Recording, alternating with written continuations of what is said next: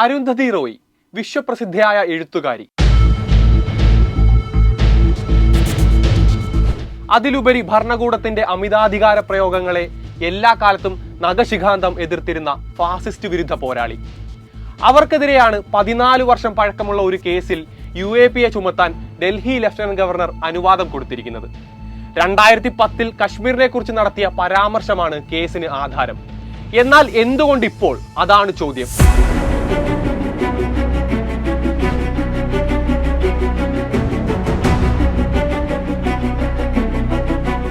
കഴിഞ്ഞ 10 വർഷമായി ഭരണകൂടത്തോട് ചോദ്യം ചോദിക്കുന്ന രാജ്യത്തെ പ്രധാന ആക്ടിവിസ്റ്റുകളെയെല്ലാം മോദി സർക്കാർ തടവറയിലേക്ക് തള്ളുമ്പോഴും നിങ്ങളെ മാത്രം എന്തുകൊണ്ട് വെറുതെ വിടുന്നു എന്ന ചോദ്യം ഒരിക്കൽ അരുന്ധതി റോയ്ക്കെതിരെ ഉന്നയിക്കപ്പെട്ടിരുന്നു.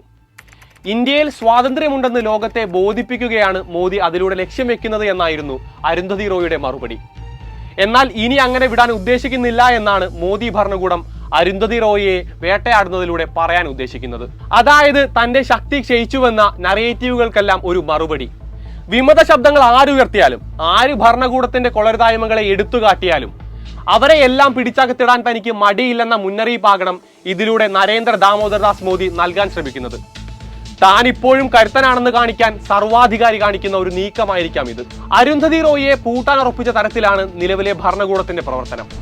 2010 കശ്മീരിൽ നടന്ന പ്രസംഗത്തിന്റെ പേരിലാണ് 14 വർഷങ്ങൾക്കിപ്പുറമുള്ള വേട്ടയാടൽ. 2023 ഒക്ടോബർ 3 ന്യൂസ് ക്ലിക്ക് സ്ഥാപകൻ പ്രബീർ പുർകായസ്തയെ അറസ്റ്റ് ചെയ്തതിനെതിരെ അരുന്ധതി റോയ് ഉൾപ്പെടെയുള്ളവരുടെ നേതൃത്വത്തിൽ വലിയ പ്രതിഷേധമായിരുന്നു സംഘടിപ്പിച്ചത്. അതോടെയാണ് അരുന്ധതി റോയ് വീണ്ടും ഭരണകൂടത്തിന്റെ കണ്ണിലെ കരടാകുന്നത്. 2023 ഒക്ടോബർ 10 അങ്ങനെ 13 വർഷം പഴക്കമുള്ള കേസ് വീണ്ടും കുത്തിപ്പൊക്കി. 2010 രജിസ്റ്റർ ചെയ്ത കേസിൽ രാജ്യദ്രോഹ കുറ്റം ചുമത്തിയിരുന്നെങ്കിലും 124A പുനഃപരിശോധിക്കണമെന്ന സുപ്രീം കോടതി ഉത്തരവ് ഭരണകൂടത്തിന് തിരിച്ചടിയായി. അങ്ങനെ വന്നാൽ കേസ് കോടതി സ്വീകരിക്കില്ല എന്ന അവസ്ഥ വന്നു. കാരണം കേസിന്റെ കാലപ്പഴക്കം തന്നെ. അങ്ങനെ ഒരു പ്രശ്നത്തെ മറികടക്കുകയാണ് നിലവിലെ UAPAയിലൂടെ സർക്കാർ ശ്രമിക്കുന്നത്.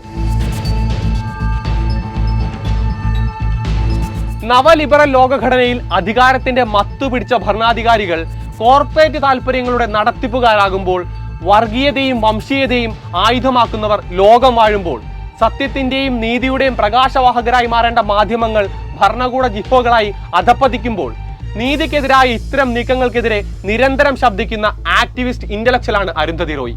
ഇന്ത്യയിലെ ഏറ്റവും പ്രശസ്തയായ വിമത.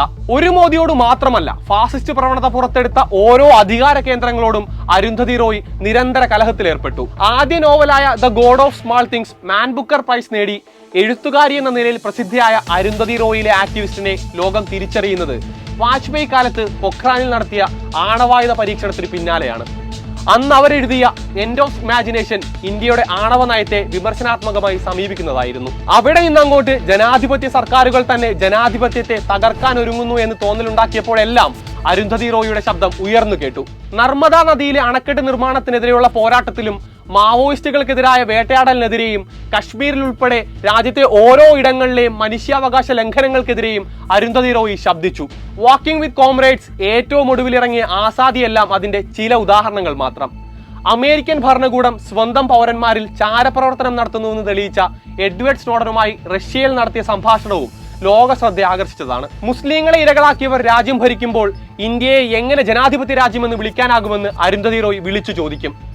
മോദി, താങ്കൾ പ്രധാനമന്ത്രി കസേരയിൽ നിന്ന് ഇറങ്ങിപ്പോകണമെന്ന് അവർ ഉറക്കെ അലറി വിളിക്കും.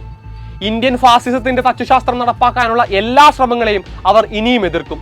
CAA സമരകാലത്തും മറ്റ് ബഹുജന പ്രക്ഷോഭങ്ങളിലും അത് ലോകം കണ്ടതാണ്. നമ്മുടെ കാലത്തെ ഏറ്റവും പ്രധാനപ്പെട്ട എഴുത്തുകാരിയും ബുദ്ധിജീവിയുമാണ് അരുന്ധതി.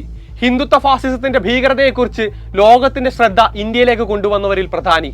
3ാം മോദി ഭരണകൂടം അതിന്റെ ആദ്യ യുദ്ധപ്രഖ്യാപനം ലോക പ്രശസ്തയായ ഒരു എഴുത്തുകാരിക്കെതിരെ നടത്തിയിരിക്കുന്നു. ഇന്ത്യ അതിനോട് എങ്ങനെ പ്രതികരിക്കുമെന്നത് വളരെ പ്രധാനമാണ്.